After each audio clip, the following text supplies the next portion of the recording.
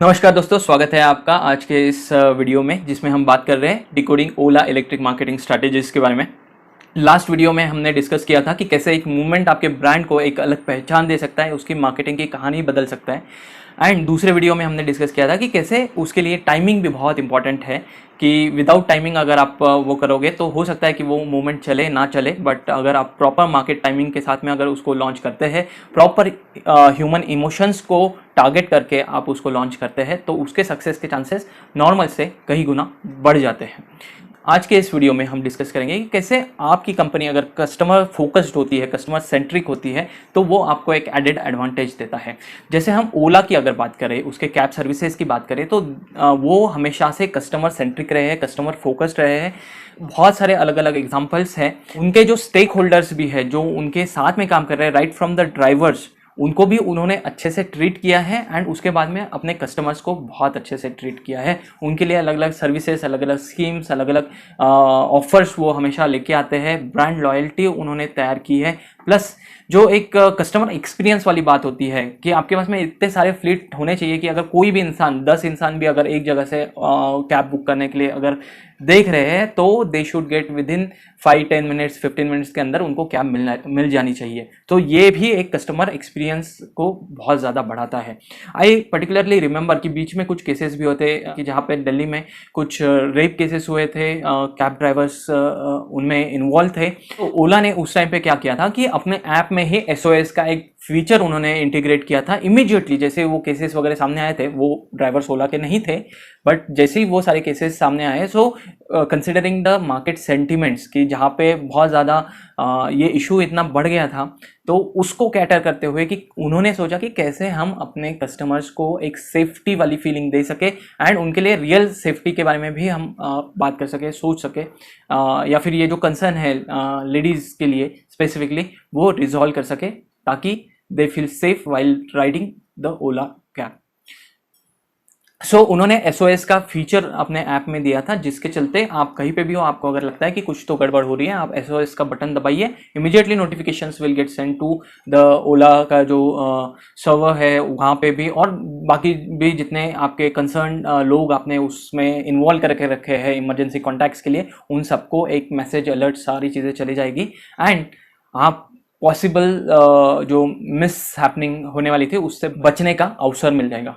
ये बताता है कि कैसे वो कस्टमर फोकस रहे हैं and over the period of time उन्होंने ऐसे बहुत सारी चीज़ें इंप्लीमेंट करते गए एंड कस्टमर का जो ट्रस्ट है वो उन्होंने गेन कर लिया। इसी के वजह से आज के डेट में जहाँ पे ऊबर जैसी इंटरनेशनल कंपनी जहाँ पे इंडिया में आके ओला को टक्कर देने की कोशिश कर रही है, बट फिर भी they are enjoying equal market share. ऐसा नहीं हो रहा है कि ऊबर के आते बराबर ओला का मार्केट शेयर बहुत ज़्यादा घट गया एंड उनको उन्होंने मार्केट से निकाल दिया, ऐसा नहीं हुआ है। अभी भी दोनों एकदम कड़ी टक्कर देते हुए एक दूसरे का सामना कर रहे हैं एंड दोनों भी आज के डेट में यहाँ पे इंडिया में अपना बिजनेस बढ़ाने के लिए काम कर रहे हैं। उसके लिए सबसे बड़ा फैक्टर रहा है कस्टमर लॉयल्टी टुवर्ड्स ओला। अभी इसी चीज़ को ओला ने अपने इलेक्ट्रिक मोबिलिटी मार्केट करने के लिए कैसे यूज़ किया, क्योंकि उनके पास में तो ऑलरेडी डेटाबेस था, सब लोगों के नंबर है उनके पास में, सब लोगों की ईमेल आईडी है उनके पास में, उन सब लोगों को इन लोगों ने मार्केट करना शुरू किया। अगर आप यहाँ पे देखते हैं, एक कस्टमर एक्वायर करने के लिए उन्होंने मे बी XYZ कुछ कॉस्ट इन्वेस्ट किया होगा उस टाइम पे, जब फर्स्ट टाइम उनको कस्टमर एक्वायर करना था, और वो भी किसके लिए, उनके ओला कैब वाला जो उनका बिजनेस सेगमेंट है उसके लिए। बट ये सेम कस्टमर्स को अभी वो ओला इलेक्ट्रिक के मार्केटिंग के साथ में टारगेट कर रहे हैं, तो यहाँ पे उनका मार्केटिंग एंड एडवर्टीजमेंट का बजट हो जाता है 0, क्योंकि already they have gained the trust of their customers and वही सेगमेंट को वो अभी मार्केट कर रहे हैं एंड चांसेस यहाँ पे ज़्यादा हो जाते हैं जहाँ पे उनके एग्जिस्टिंग कस्टमर ही मैक्सिमम कंट्रीब्यूट करें उनके इस बिजनेस के लिए भी, ओला इलेक्ट्रिक के लिए। एंड उसी के वजह से अगर हम देख रहे हैं आज के डेट में लाखों होंगे ओला के कस्टमर्स, और उन्हीं में से 1 लाख प्री बुकिंग्स मिलना कोई बहुत बड़ी बात नहीं है, क्योंकि आपको 499 ही पे करना है। That is a brilliant marketing strategy. 499 में आपने ब्लॉक कर लिया कस्टमर को, और वो भी एक्साइटेड है कि कब उसकी ओला इलेक्ट्रिक स्कूटर उसको मिलने वाली है। कस्टमर सेंट्रिक में भी अगर ओला इलेक्ट्रिक की बात करें, इसमें ये सेकंड चीज़ के ऊपर हम बात करेंगे कि उन्होंने बहुत सारे फीचर्स के ऊपर काम किया है। वो अगर चाहे आप वो बूट स्पेस की बात लेके चलो, क्योंकि जनरली क्या होता है, आप स्कूटर पे जाते हो, दो लोग नॉर्मली जाते हो, आज के डेट में हेलमेट कंपलसरी हो गया है। एंड बूट स्पेस अगर एग्जिस्टिंग व्हीकल में अगर देखा जाए तो वहाँ पे सिर्फ आपको एक हेलमेट रखने इतनी ही जगह मिल जाती है, दूसरे हेलमेट के लिए कोई जगह नहीं रहती है। बट यहाँ पे ओला इलेक्ट्रिक ने इसको समझा है। बहुत छोटी चीज़ है बट उन्होंने इसकी तरफ ध्यान दिया है, समझा है, एंड उनकी बूट स्पेस इतनी बड़ी है ताकि आप दो हेलमेट रख सको। आज के डेट में गूगल मैप्स एक ऐसी चीज़ है जो हर कोई बंदा यूज करता है। उसको अगर खुद के शहर में भी अगर जाना है, उसको पता भी रहेगा तो भी वो अभी इतना हैबिचुअल हो चुका है कि वो गूगल मैप यूज करता है। वो दिन तो गए कि जहाँ पे रास्ते पे रुक के वो आप पूछते थे कि भैया ये एड्रेस कहाँ है, इधर कैसे जाना है एंड ऑल। आज के डेट में सब मैक्सिमम लोग गूगल मैप्स यूज करते हैं। एंड अभी के जो भी ऑप्शन आते हैं मोबिलिटी में, स्कूटर्स में, बाइक्स में, तो आपको क्या मिलता है वहाँ पे, नॉर्मल रहता है, सारी चीज़ें नॉर्मल रहती है। आपको एक्सटर्नल एक वो गियर्स आते हैं, वो आपको लगाने का परचेस करना पड़ता है, वो लगाना पड़ता है। वहाँ पे आप अपना मोबाइल लगाओगे और उसके बाद में आप ये सारी चीज़ें झंझट करते रहोगे। इसी को एड्रेस किया है ओला इलेक्ट्रिक के डिस्प्ले ने। उन्होंने एक बहुत बड़ा डिस्प्ले दिया है अपने स्कूटर में, जहाँ पे आपको कहीं पे भी जाना है, गूगल मैप्स यूज़ करने हैं, आप वो इजीली यूज़ कर सकते हो। कोई झंझट नहीं है, मोबाइल रखो, ये करो वो करो, कोई ज़रूरत नहीं है उन सब चीज़ों की। ये कुछ चीज़ें हैं कि जो एक माइनर चीज़ें आपको लगेगी, बट ये कस्टमर बिहेवियर को समझ के उसके लिए काम करना ये बहुत ही इंपॉर्टेंट है एंड बहुत ही क्लेवर मार्केटिंग स्ट्रैटेजीज है। अभी बहुत सारे लोगों को, आपको तो पता ही होगा, आपने डिजिटल वॉच अगर यूज़ की होगी, आपको आपका डायल पसंद नहीं है, आप उसको चेंज कर सकते हो क्योंकि डिजिटल है, वहाँ पे स्क्रीन है, दूसरा तो कुछ है नहीं।